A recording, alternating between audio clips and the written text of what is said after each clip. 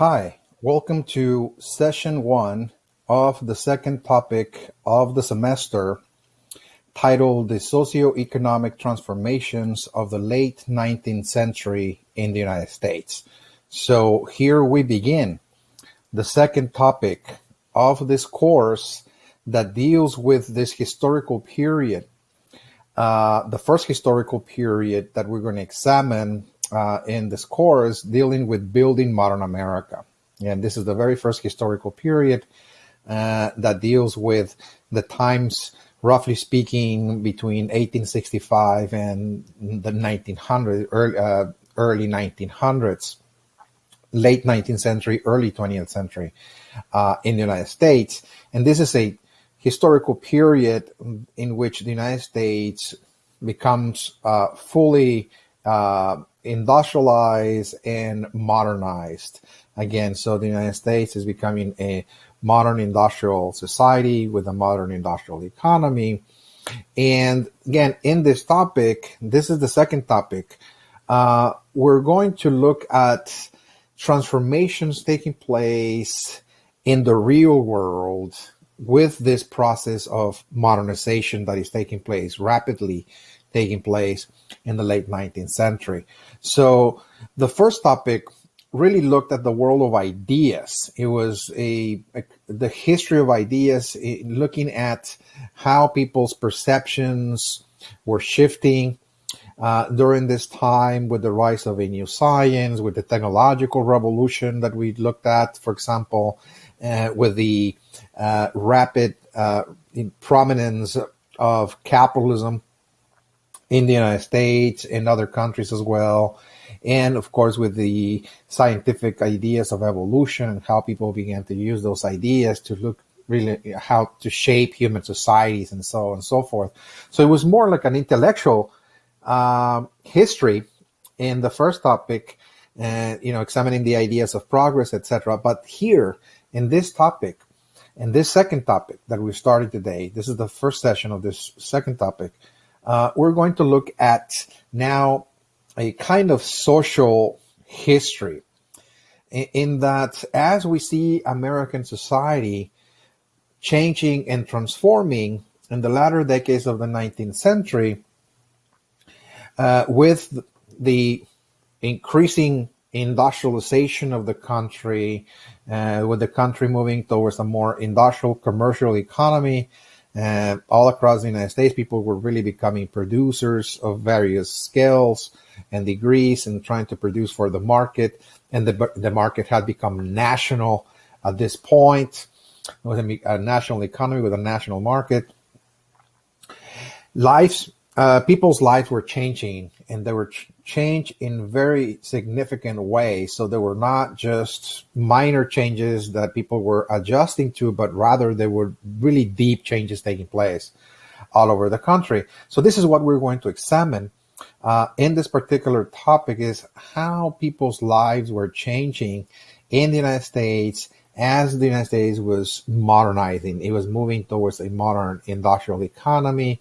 And people's lives, as I mentioned, are going to be altered in profound ways. And so, again, we're going to examine now a kind of social history that is going to look at how people lived during those times in a kind of before and after, so to speak, process in that, so we have to understand how people's lives were before this process of change and transformation was taking place, and how they were adapting and adjusting to a whole new reality of modernization. Again, so now having said that, now let me open up here share the screen.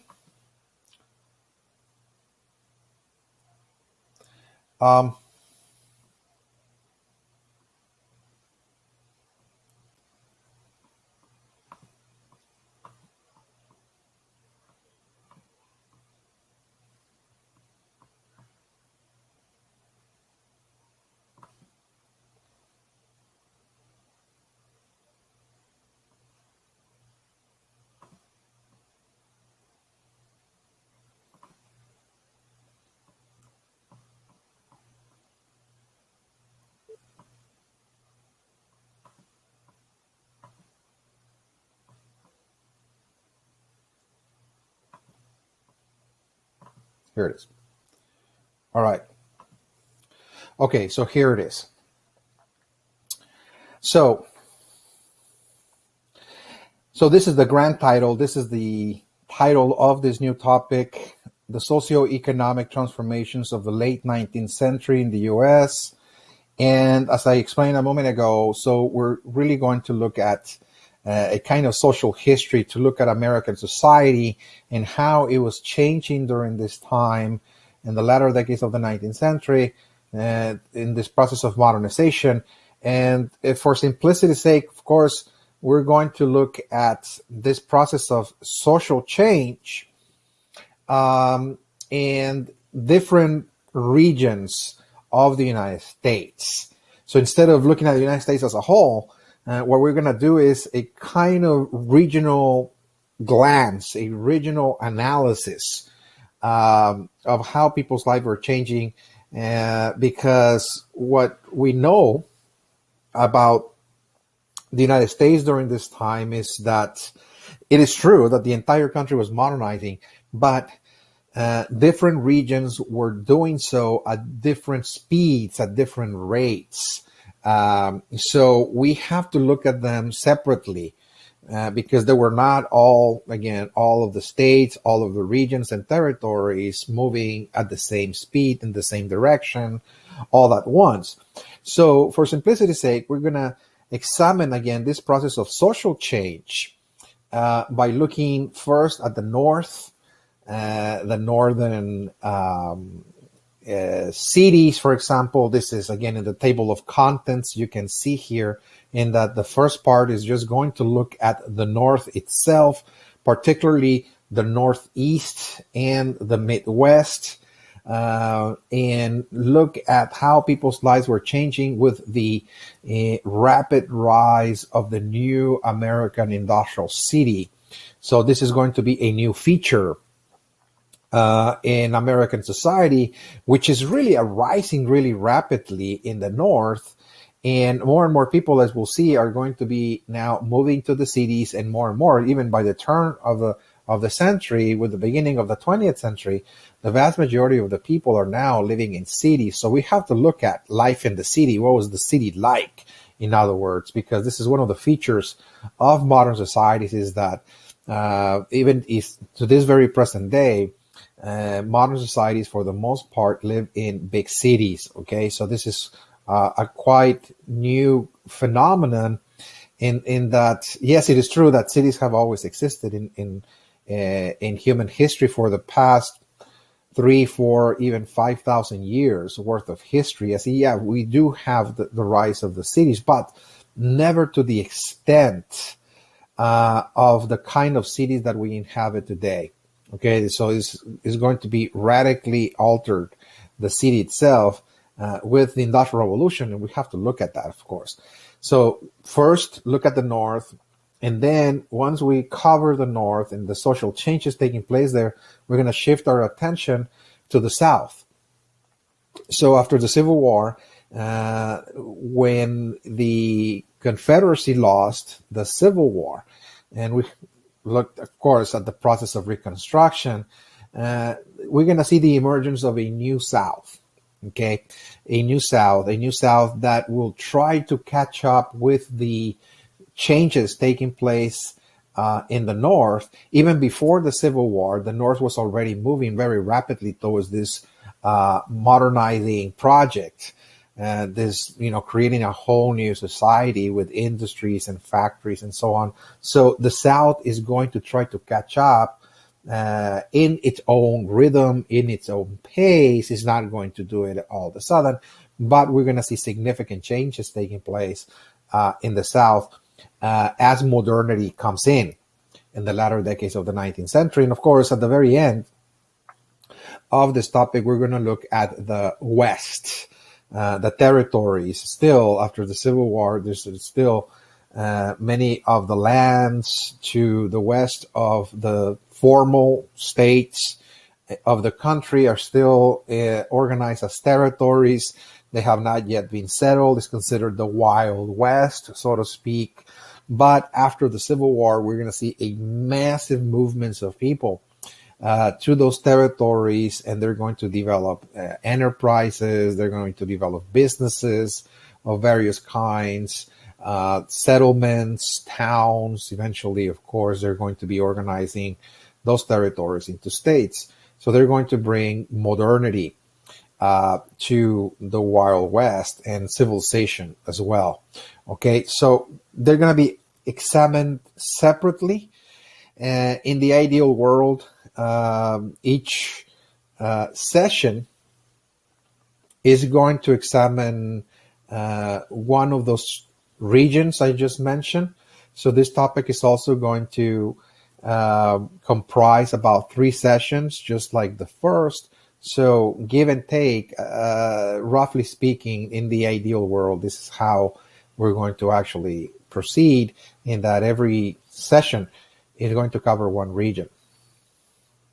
All right, so now let's move to the north, and let's examine first the north part of the United States.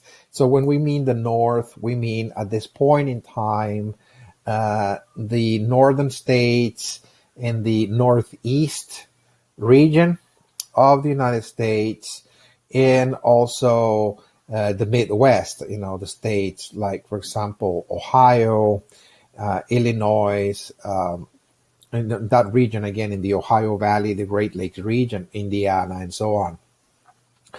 So life in the north has been changing before all the other regions of the United States ever did. So this is the first region that entered the age of modernity very early on, back in the 1820s, 30s, 40s, and 50s. So in the previous decades before the Civil War that begins in 1860, what we see is that the North is, particularly the Northeast, places like New England, for example, New Jersey, Pennsylvania, New York, it's rapidly modernizing because it's going through an industrial revolution. Okay, it was called the first industrial revolution. This is the first spot of the country that industrialized with the coming of textile factories, textile manufacturing, and clothing. That is to textiles, that is to say. So this was the first region of the country that industrialized. But this first phase of industrialization that was taking place in the Northeast, that was really creating significant changes in the way people lived, in that more and more people are now earning wages. They're working in factories, manufacturing clothing, or working in mining enterprises, also earning wages there, or the steel, also steel plants as well. There's a number of different enterprises, of course, during the first industrial revolution. We see the growing numbers of middle class status people, the professional managerial class is on the rise, and so on. So we see those changes taking place even before the Civil War with the first industrial revolution. But now, after the Civil War, the North, particularly the North, is going through a second industrial revolution. Okay, a second industrial revolution that will give rise to new types of industries. Now that the textile manufacturers are going to go away, they're still there. There's still steel plants, for example. There's still mining, it is true, but now there's going to be new industries that will give the North a new life, a new energy.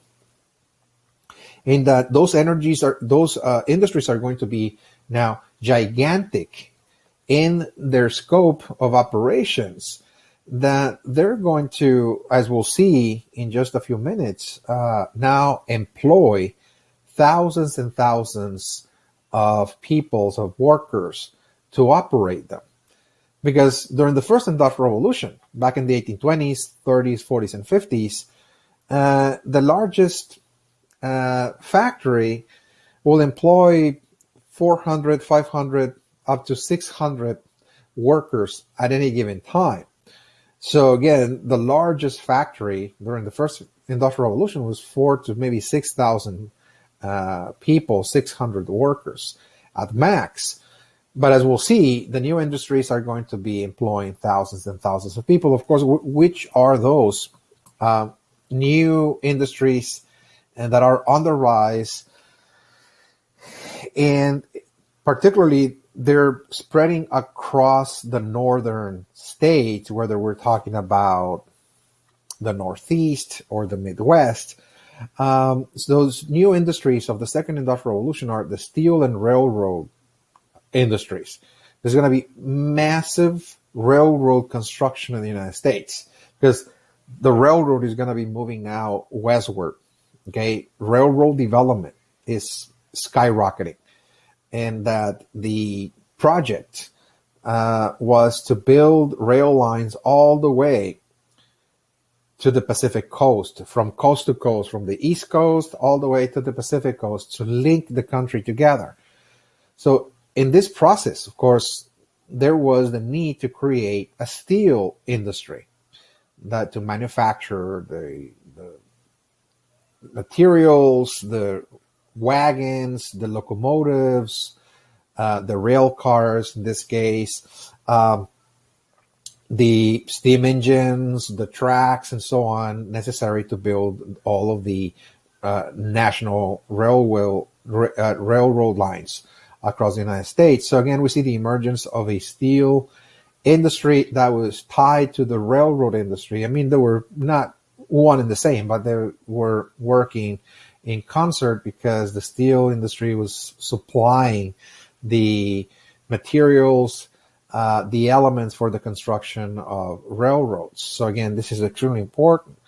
So the city of Pittsburgh, for example, is going to be kind of the hub of the steel industry in the north, in this case. So if there's going to be a steel industry, of course, we need to also develop mining industries as well. Because in order to smelt iron ore, you need, of course, coal. Okay, if you need to operate railroads, the steam engines need coal. So there was significant exploration, if you will, for new coal deposits in the United States. And with that is going to come, of course, mining industries that will be mining the fuel of the second industrial revolution, which was coal at this time, but also they were also mining the raw material necessary for the production of steel, for the construction of railroads, and that is iron ore. Iron ore is the raw material, is the mineral that is required in order to build, of course, the railroads. Whether we're talking about iron or steel is the same. Again, it was greatly needed. So we see also the mining for the iron ore, which created, of course, a number of enterprises and industries that were, in the process of exploration and extraction of the iron ore. There's also the latter decades of the 19th century, going to be the oil industry being developed. Now, the oil industry back then was not that great in that the automobile had not yet been invented. So we're not looking at an oil industry that had a great demand for oil at that point. But oil was needed for lamps, even before the coming of the electricity in many areas of the country where people were still using oil lamps. So the oil industry was supplying the oil for the oil lamps and the providing, of course, lubricants for machines and so on and so forth, for ox carts and so on that people use as well, lubricants for the locomotives, for the railroads, so on and so forth. So it was on the rise. Again, it's not going to acquire its great significance and prominence not until the 20th century, the oil industry, that is to say, but it's on the rise. Now, of course, we see also other kinds of industries that are on the rise, like the electrical companies that are in the service of generating electricity and providing electricity to the growing industries, particularly as we're going to see the massive industrialization of the northern states. There's going to be the need to provide electricity to those rising industries, and electrical companies are going to be, of course, providing that service, generating the electricity and selling it, of course, not only to the industries, but also to businesses and to people in general, cities. So there's yet another, of course, industry on the rise as well.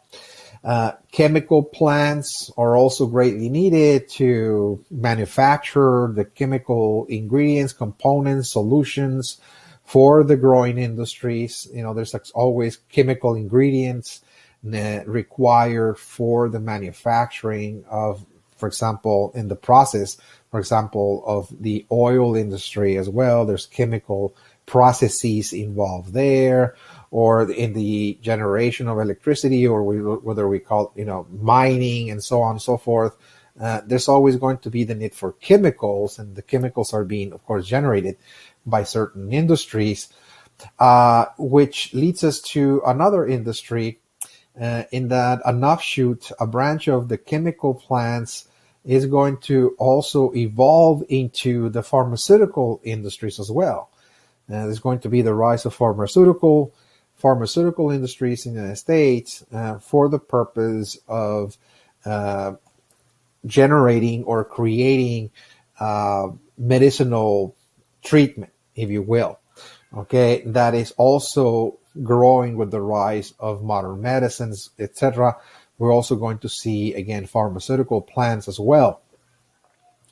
There's going to be also another very important type of industry that was booming particularly after the Civil War, and that is the beef industry. And along with the beef industry came, of course, things like cattle ranching and slaughterhouses as well, because when we talk about the beef industry, it's impossible not to talk about cattle ranching and also slaughterhouses. So the beef industry was a gigantic complex that involved so many different aspects, again, like grazing cattle and so on, driving it and so on, the shipping, of course, of the cattle to the slaughterhouses, and from the slaughterhouses, the distribution of the beef across the United States. Now, what made the beef industry boom was the invention or innovation of a new technology, and it's called the refrigerator rail car. Okay, it was invented, roughly speaking, in the late 1860s. So it is in the late 1860s when we see refrigeration now being innovated and added to the railroad, and that made possible for the transportation of beef, that is to say, and the preservation of beef in order to actually ship it and distribute it across several states. Because prior to this time, beef consumption depended upon the availability of cattle ranches nearby your area. Okay, so if you happen to live in an area where there was a cattle ranch nearby, then you will have access to that product, because otherwise it will be very hard for people to be consuming beef on a daily basis when this product couldn't be shipped, couldn't be preserved in order to be shipped across state lines. So it was always tied to availability. In other words, if you have local producers, you'll have access to the product. Otherwise, this is going to be one of those rare, again, consumer products that is not going to be necessarily absent from your diet, but it's not going to be abundant. You're not going to have it in the supermarket there, available for you to consume the way we have it today. Of course, there was always beef jerky. People consume beef jerky. They preserve, they dry the meat through various processes, rubbing the meat with salt or vinegar. And of course, with that, they will cure the meat. They will cook it in salt and preserve it for days or months at a time and pretty much consume that. But the way that we consume beef today was completely unknown, at least the rate of consumption that we just go to the local supermarket and we have a wide array of different varieties of meat products, poultry, whether we're talking about chicken, for example, or turkey, or fish, or beef, or pork, etc. Again, was completely unknown. But this invention, the refrigerator rail car, is going to make this leap possible, because now you can transport an animal. You have a railroad that can transport an animal from a ranch to a city, so the animal can be slaughtered and, of course, packaged, and the packages can be distributed elsewhere in different parts of the country. The meat can be preserved and sold in local supermarkets everywhere. So this led to a boom in that industry because there was a growing demand for it. As more and more people were finding beef in their local supermarkets, they will find, of course, that since it was now available, they're going to start now adding it to their diet, and they're going to start consuming this product on a daily basis. And with this demand, again, we're going to see the rise of an industry. Again, the growing demand for beef made possible, of course, the growth of industries centered around, once again, the idea of cattle ranching. Those, of course, are located in the Western territories. They're not necessarily in the North, but now the railroad is going to be shipping, again, the cattle to places like Chicago. And from the city of Chicago, the slaughterhouses are going to be packaging. There's some, the meat packers there, and they're going to be packaging the meat and pretty much selling it across many states in the United States, particularly in the North, Northwest. In the Midwest, Northeast, and also in the South as well. So the significance of those new industries that are part of the second industrial revolution, again, this is the second wave of industrialization in the United States, is that the labor force of those factories and industrial plants are going to be gigantic. That it made the labor force of the first factories of the first industrial revolution seem very trivial, in that the smallest labor force in any of those plants was about 800, and the largest was about 4,000 workers at any given plant, at any given factory, that is to say. So this is gigantic. Again, it's a gigantic endeavor, a gigantic enterprise that is changing the way people live in the northern states. And this is going to lead to a change of setting, in that more and more people are going to now move towards those industrial plants and factories and so on in search for work. They're going to now relocate there and now live under a new setting. And this setting is what is called the modern industrial city. So there's a growing movement, again, of people that are attracted, of course, to those centers, those industrial centers, and they're going to simply create something totally new, which today we simply are so accustomed to, we take it for granted, and that is called the modern industrial city. The rise of the modern industrial city. It was one of the first social changes that are occurring during this time as a result of the second industrial revolution. Now, there's certain, of course, features, characteristics I want to elaborate upon when we talk about the rise of the modern industrial city, in that instead of just, understanding that, okay, so this is something new, let's move forward, let's do a more in-depth analysis as to what is a modern industrial city and what was life like in that environment.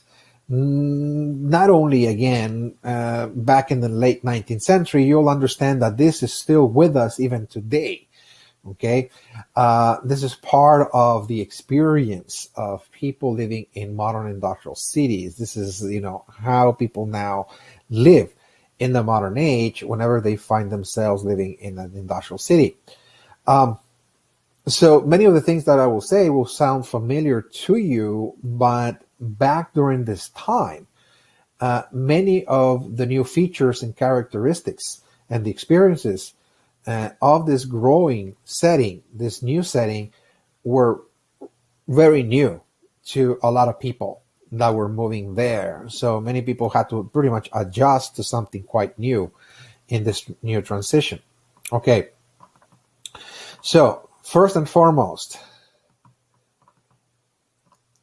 one of the most important features and characteristics of the modern industrial city is that, particularly in the north, we talk about places like New York and Chicago, particularly Philadelphia as well, and other cities, of course, they're not the only ones. But what we see is that those cities began to attract people coming from very diverse ethnic and cultural backgrounds, in a way that those cities were now housing peoples that represented the different ethnicities and cultures of the world. This is what we mean about cosmopolitan. Cosmopolitan is that this is, again, a place in which all of the inhabitants and peoples of the cosmos live. Okay, and they're coming from different areas. In other words, they're coming from different regions of the globe, from different cultures and different values, different ways of thinking, etc. And now we're sharing the same space, and we now live in a city, of course, and it's very, very, very diverse, ethnically speaking. There's multi-ethnic populations, of course. This is becoming more and more the norm of the modern industrial city in the United States. This is not to say that the same holds true for the modern industrial cities of other countries, but for the United States, this is particularly becoming the norm. And particularly, we're talking about the North. In this case, the North is moving towards this new reality, this new social reality of having diversity.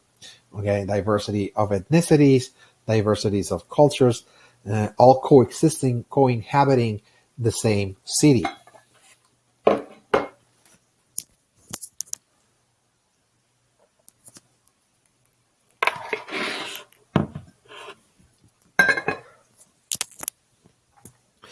So,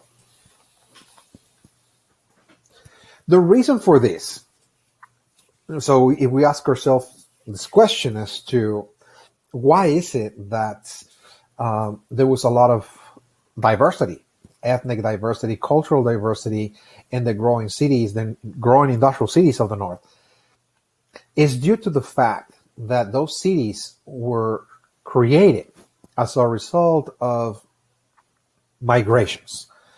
Okay, and in fact, when you look at world history, ever since the birth of the first cities in places like the Middle East, for example, we see the rise of the first cities in Mesopotamia, for example, rapidly spreading into different areas of the globe. We're going to see there also growing cities in Asia and places like China, in India, for example. We see the rise of cities as well, the Greek cities and so on, Roman cities. So everywhere around the world, we see growing cities, urban centers, in other words. Those urban centers were not growing as a result of the higher birth rates versus the lower death rates, that is to say, that were taking place in those societies. It is true there was a surplus of food that allowed for the growth of those cities, is true, but the growth of cities in human history was primarily due to migrations. That is to say, there was a boom, maybe a resource that was discovered, like, for example, food production of crops. And in the ancient world, people learned how to actually divert water from rivers and grow more food. So that created a boom. In other words, there was a resource that will allow people to actually live and create communities and so on because it was abundant.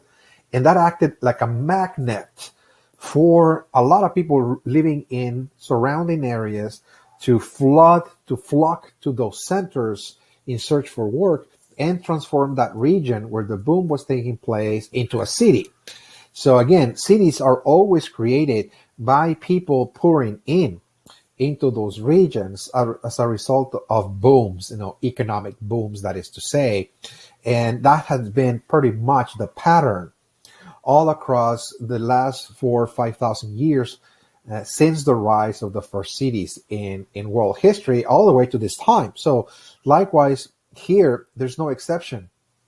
The growing modern industrial cities in the United States occurred as a result of, particularly again, a boom, and the boom was the second industrial revolution. That was the boom.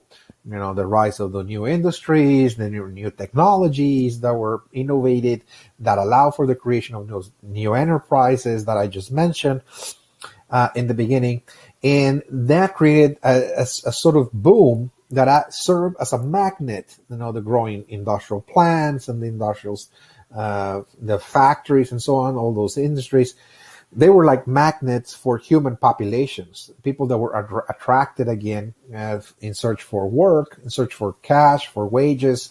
They were flocking by the not only thousands or tens of thousands, but hundreds of thousands, eventually by the millions, to those locations in search for work. And in the process, the cities came about. This is the transformation, again, of American society in the North with the second industrial revolution, in that industrial centers are going to become industrial cities in this case.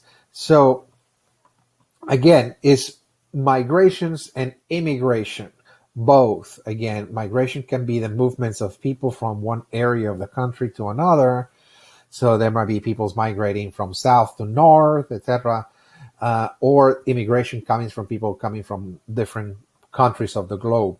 Again, so what is very significant to learn here is, and this is very important to note, is that those migrations that were taking place in the late 19th century and that will continue into the 20th century and beyond were really phenomenons of the industrial revolutions. In other words, one of the byproducts of the industrial revolution was the movements of peoples across the globe. It really pushed people to relocate, to move from one country to another in search for work. As certain countries are industrializing, like the United States or the Western European countries, places like, for example, Great Britain or Holland or France and Germany, for example, as those countries are industrializing,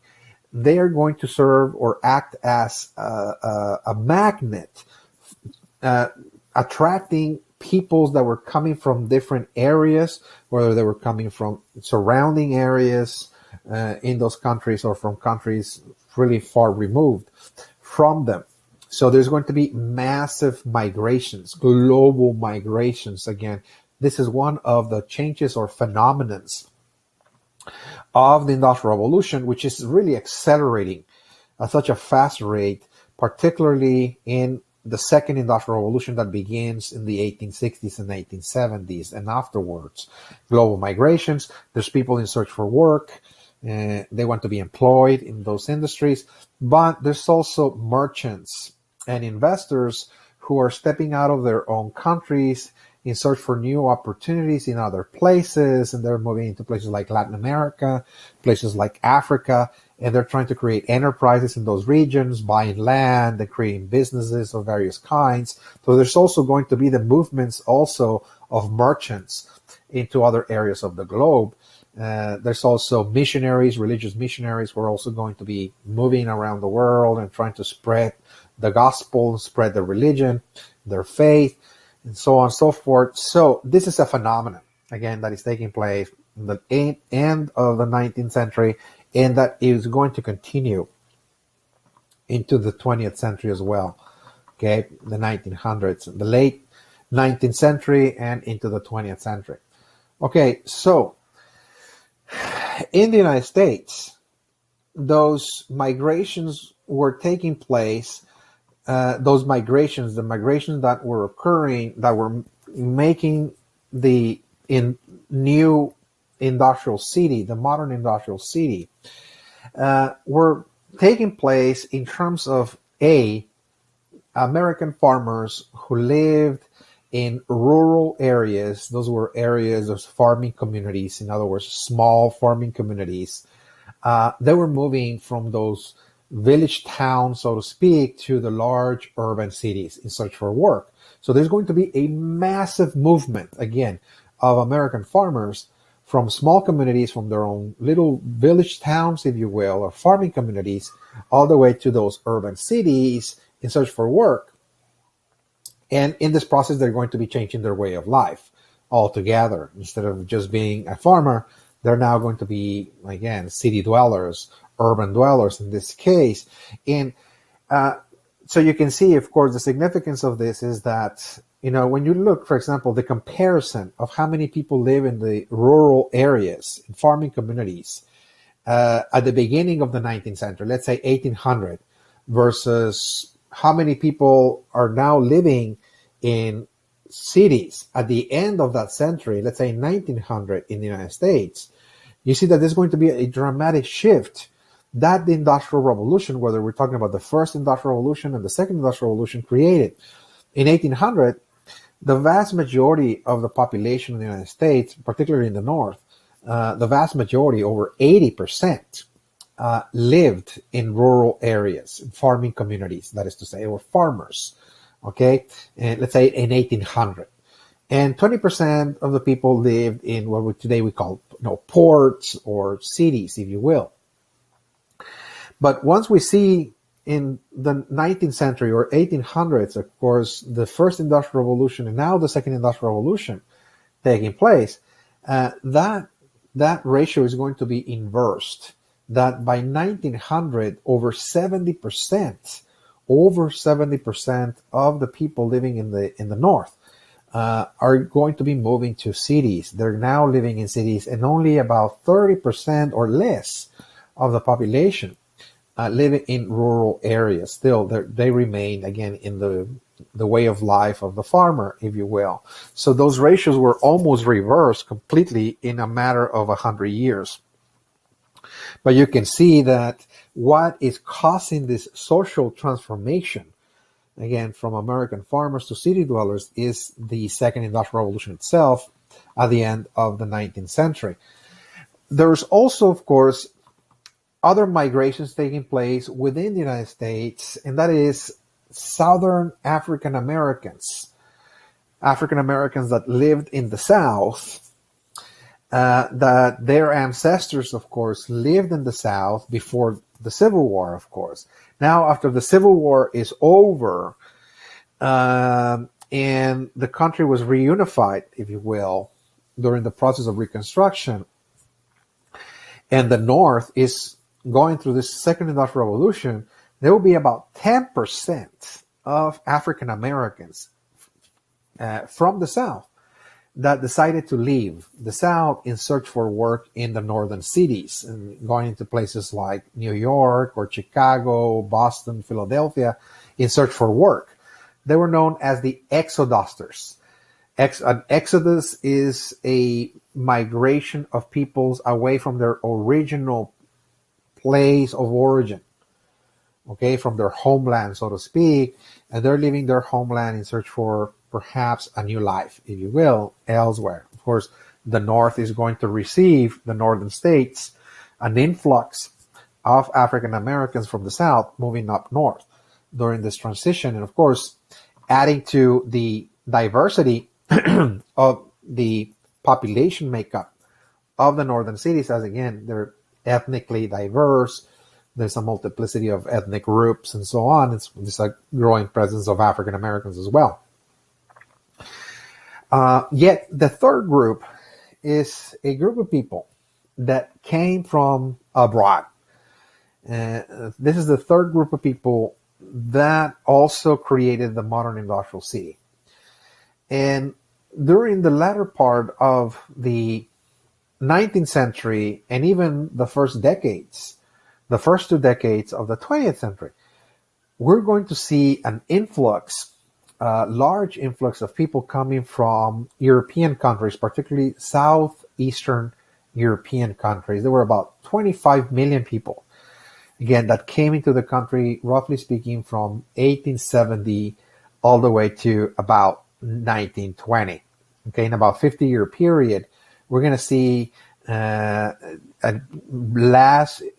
massive immigration of peoples from southeastern Europe, 25 million, many of whom are coming from places like Italy, for example. The large Italian groups and communities are coming in into places like New York and Chicago, for example. There's also Greeks, Hungarians, people coming from Poland. There's Poles, people coming from Germany. And this is also, of course, European, of course, Jews as well, coming from southeastern European countries, and they're coming as well to the growing industrial cities, and they're going to become part of this, this diversity, this makeup, this cosmopolitan characteristic or feature of the growing industrial city in the United States.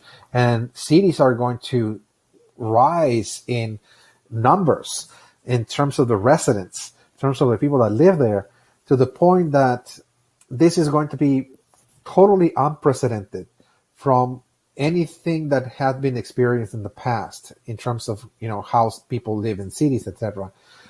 Because in the past, when you look at, for example, the 1700s or even the first decades of the 1800s, the largest city, for example, in places like London or Paris or parts like New York, etc., in the United States, was about anywhere between 200 to 400,000 people. Again, 400,000 people will be a gigantic city by the, let's say, 1850s. But 50 years later, by 1900, there's going to be at least 1 million residents living in those cities. And from that point, again, they're going to continue growing into the millions again. So at the very least, you're going to have 1 million residents in those cities. So, of course, society was changing.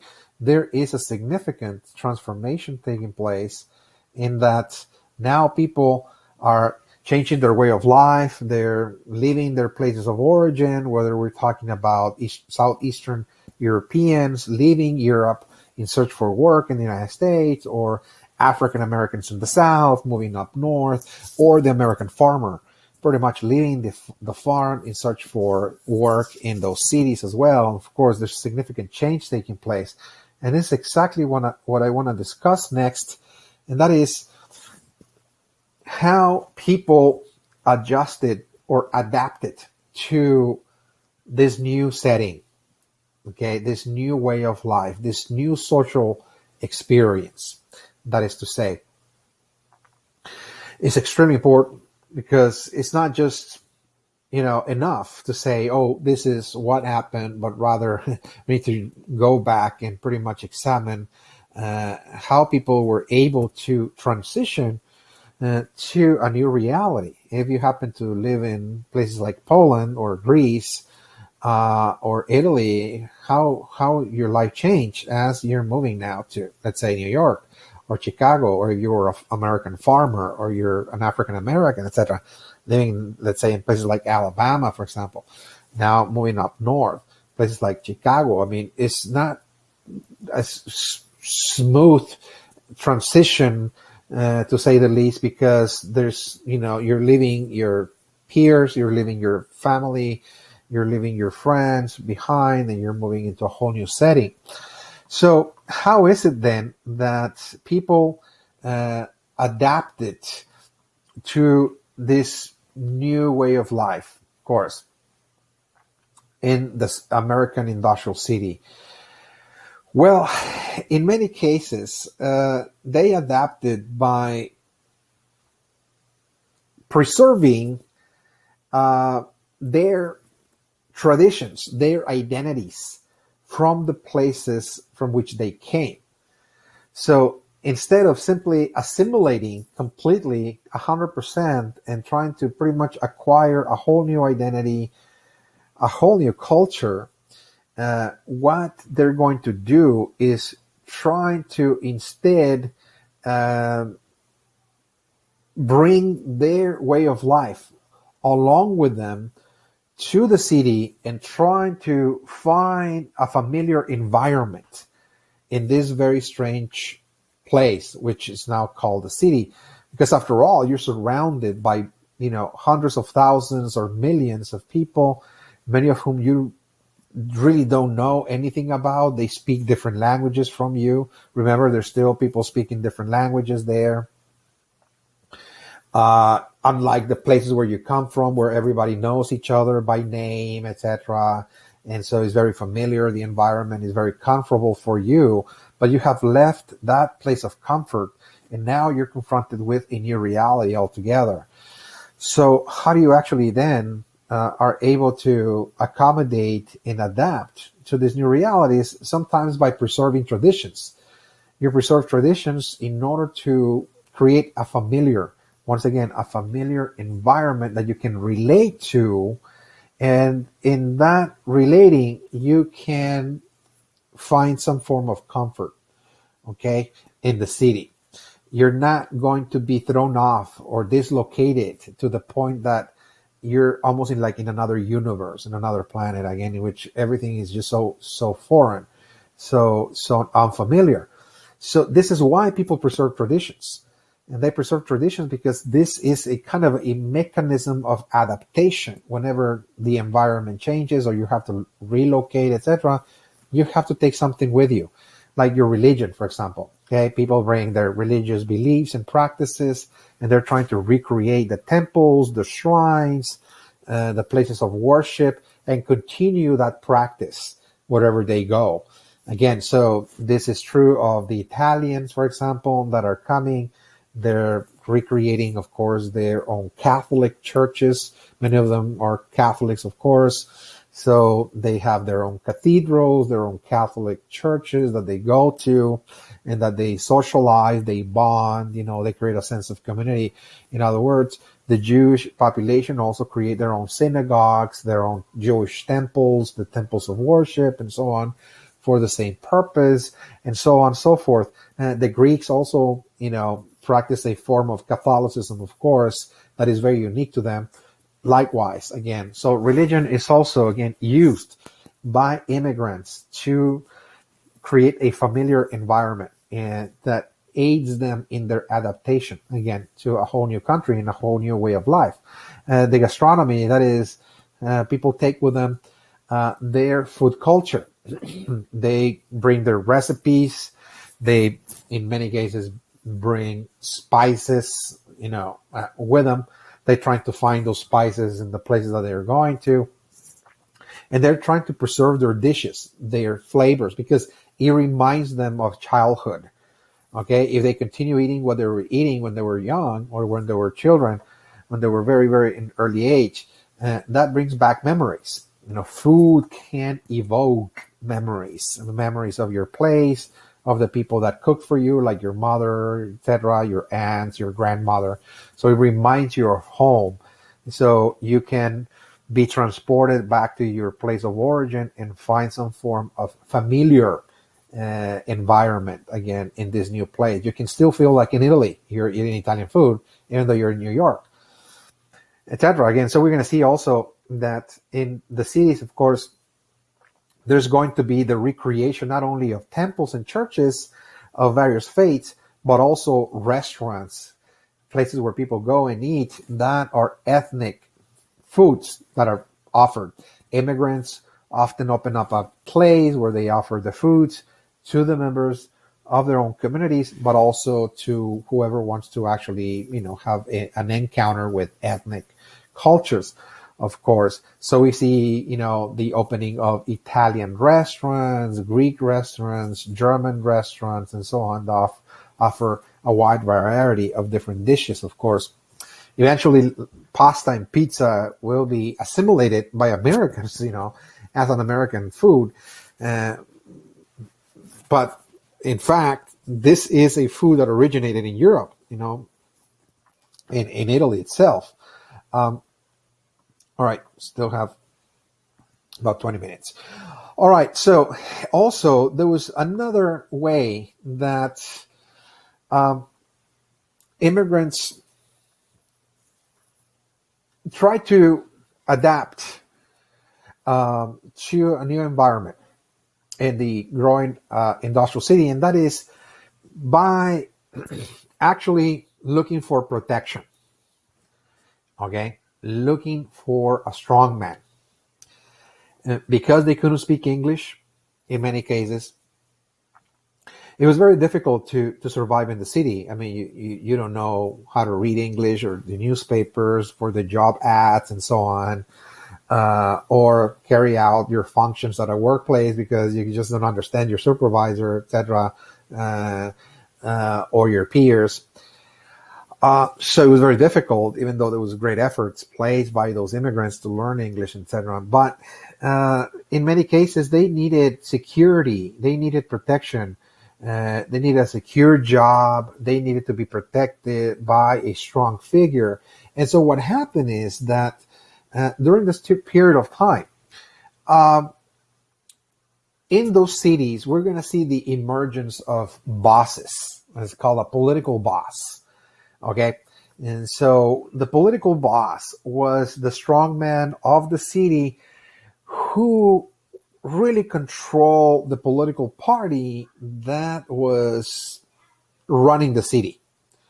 So in the north, for the most part, political bosses were running the city through the Republican Party, and that was the party that governed pretty much many, not all, but many of the northern cities. But in the South, it was the Democratic Party. So political bosses were the ones ensuring the continuity of the Democratic Party in the city and making important appointments, if you will, as to who's going to be the candidate, for example, running in the coming elections and so on and so forth, because we need to ensure that the Democratic Party in the southern cities continue, whereas in the north, it was the Republican Party.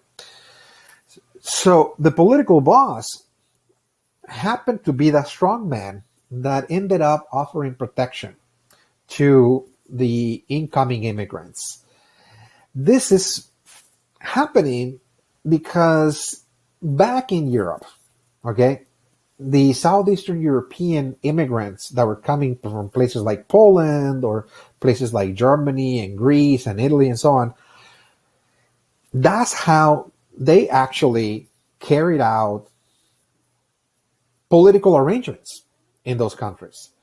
Okay, so back in those countries, people always offered services, for example, to a strong leader who was the boss, the person running the community, for example. He was like a father figure who was in charge of an entire community in terms of providing protection, ensuring that people were employed or that people had access to certain resources, etc. And you have to be in very good terms with that figure if you expected some form of success or survival in your community. So you need to be loyal. Okay, so you need to be very loyal, render your services to that person, serve that person pretty much with 100% loyalty.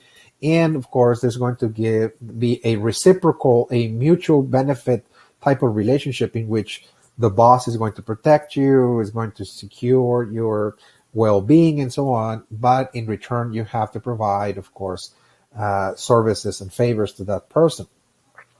So they're really trying to find that type of political environment in the cities. And they found that every city had a boss. So they will go to the boss and tell them, look, I'll work for you in terms of, providing services and favors. If you ever need me, I will be loyal to you, etc. And they were incorporated into the political machine. In other words, the political boss was really in charge of a machinery, a political organization that ensured the continuity of the party in office in that city. And so he in this case, the political boss used the immigrants again to really do a lot of favors and errands and so on to ensure that that political machine was actually functioning as it should, and making sure once again that the party in office will continue in power for the incoming elections. So this is how they found some form of security and protection. The political boss offer them, things like a job. Okay, so I can actually find a job for you. I can talk to the factory owner of this place, and I can actually, have you being hired in that place, and so on and so forth. So you found some form of economic security. You'll have a job, in other words, if you continue to be loyal to that political boss. And the political boss made sure that those immigrants learn English. So sometimes it will offer classes at night after work. It will pay for teachers and so on, private teachers, and or sometimes just formal classes that they could go to and learn English, so they can make their transition to the American way of life, to become Americans, that is to say. So this is yet again something that was happening all across the North, as the growing presence of immigrants are now absorbed into the cities. They're preserving their traditions in many cases, but they're also, of course, becoming part of the political machines from those cities.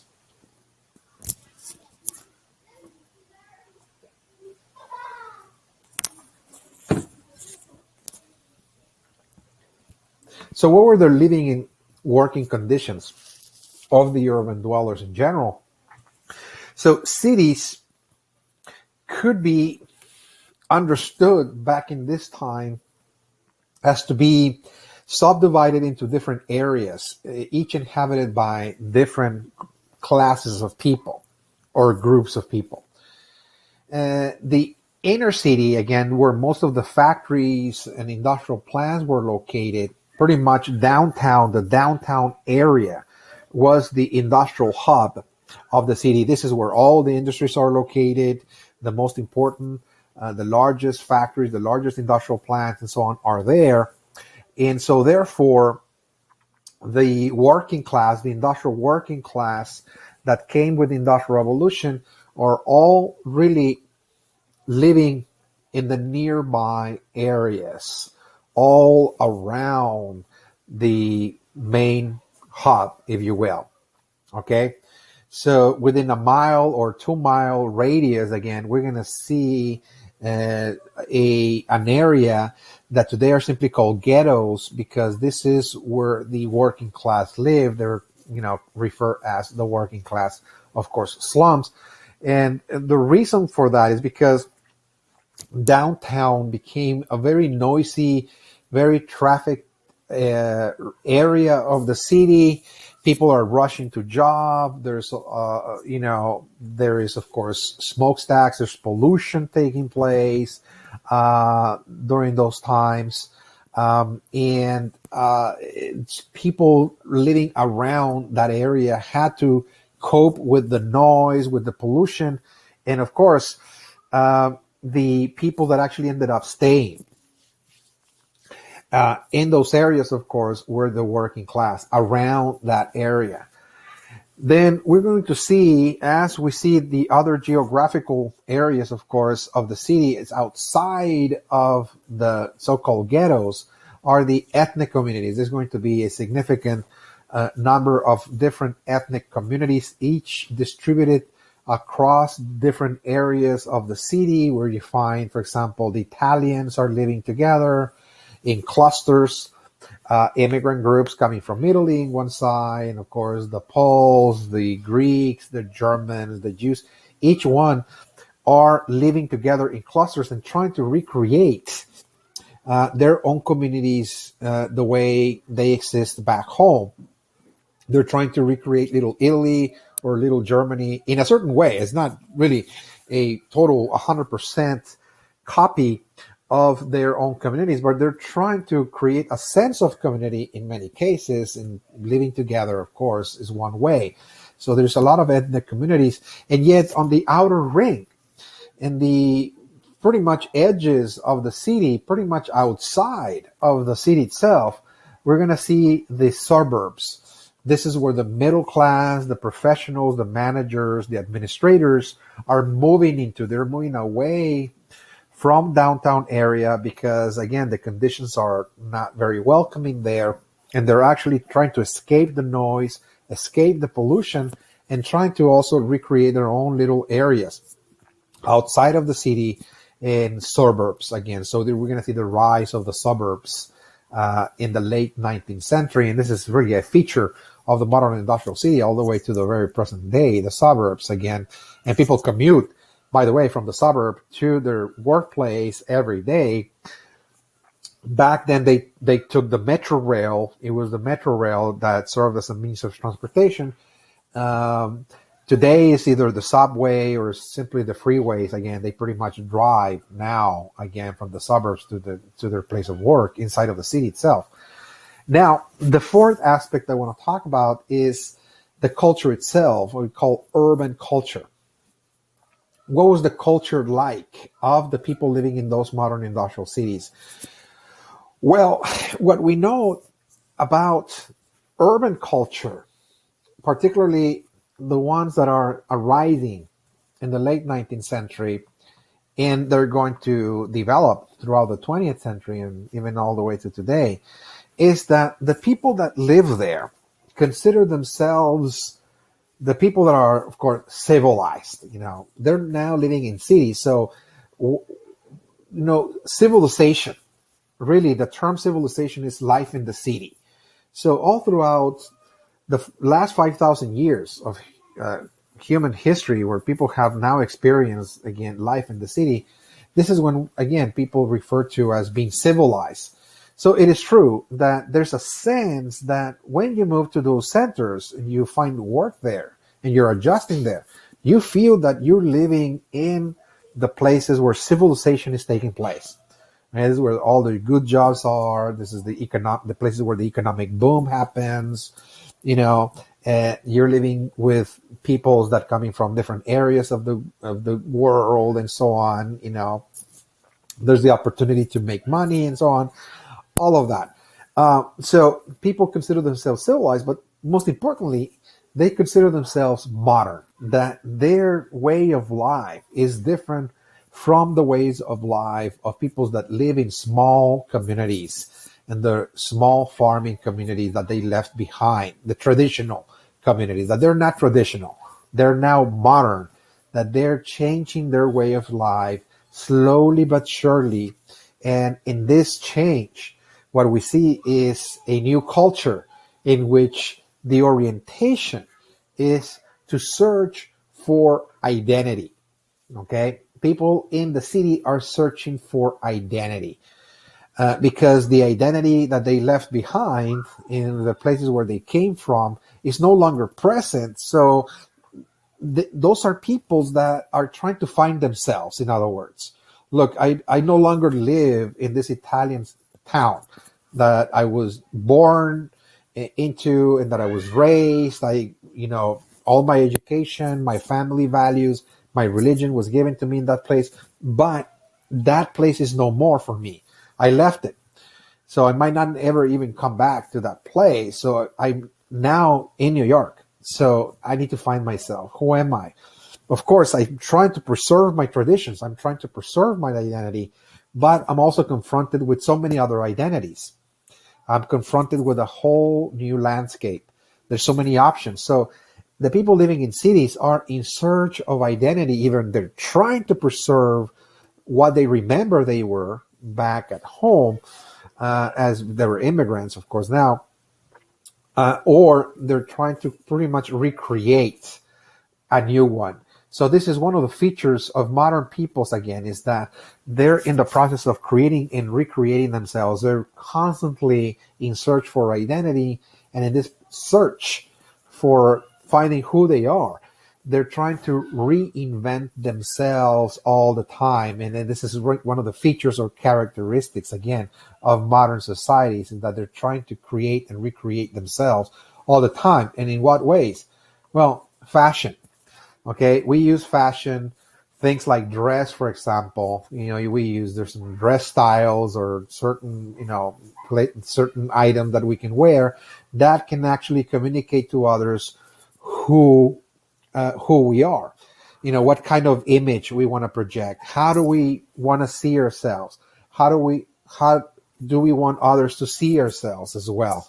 Fashion. So again, through the use of dress, the so-called fashion, people are trying to find themselves, and they can pretty much reinvent themselves with fashion. So you can dress one way, let's say for a period of your life, you feel like you're going rebel. So if you want to go rebel because this is a rebellious phase you're going through, then you dress like a rebel, for example. But then once you start, settling down, etc., you're trying to pretty much find, a more peaceful part of you, then you can pretty much leave that rebel, wear all of the dresses and so on, the boots or whatever it is, and trying to create a whole different persona, a whole different identity.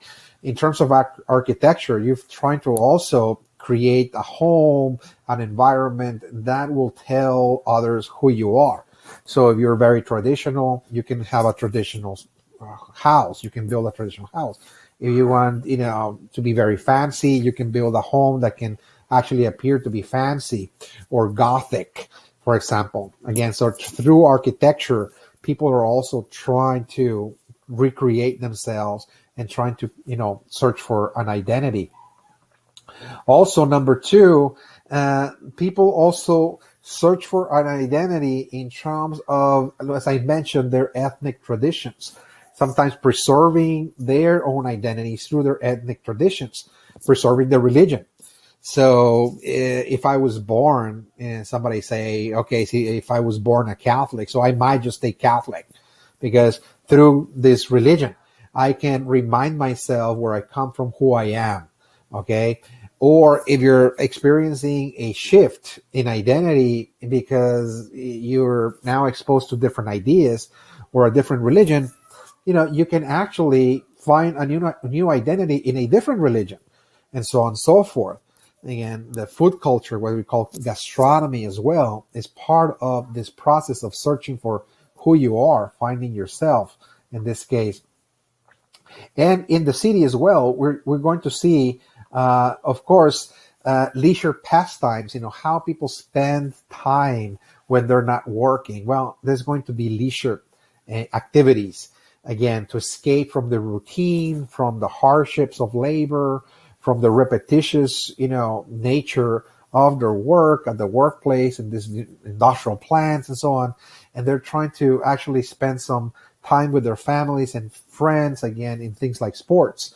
We're going to see the building of stadiums for baseball, boxing, basketball, tennis, and people are now spending time, again, in those venues in order to release stress, in order to reconnect or connect with their families, if you will, and trying to pretty much escape the routine, if you will, of work.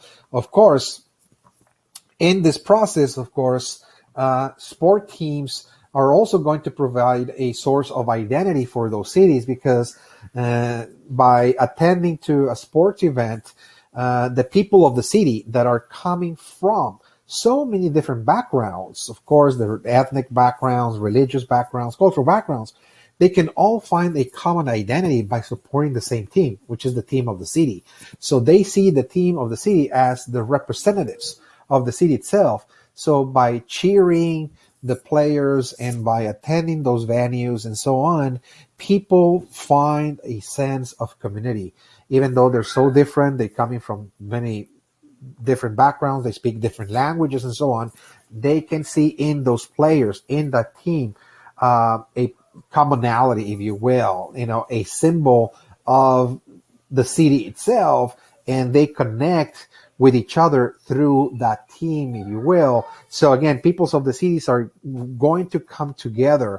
Again, sports teams, sports events are going to serve to create, of course, a kind of identity that will maintain the integrity of those cities together, of course.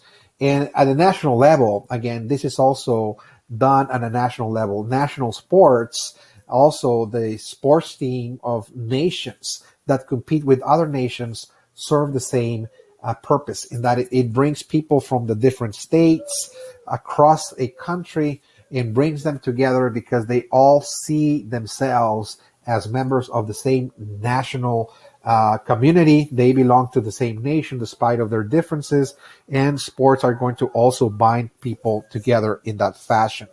Okay, so that is really just in very general sense the social changes, the social transformations taking place in the United States. Again, just to kind of recapture, we see the second industrial revolution taking place, the rise of new industries like the beef industry, the electrical industries, pharmaceutical plants, for example, the steel industry, the railroad industry, mining, and so on and so forth. Again, spreading all across the northern cities. And with that, of course, initiating social change, the growth of the new modern industrial city that grew as a result of massive migrations taking place from American farmers, African Americans, and of course, Southeastern Europeans that are flocking to those centers and making those cities actually grow. And in this process, of course, there's going to be, people trying to adapt to those new realities, particularly the migrant groups, the immigrant groups that are leaving their place of origin. They're now confronted with a new reality and how to adapt to this new social setting. And of course, in many cases, they're bringing their traditions with them. They're trying to preserve their religions, their temples, their places of worship, their faith, or their food culture.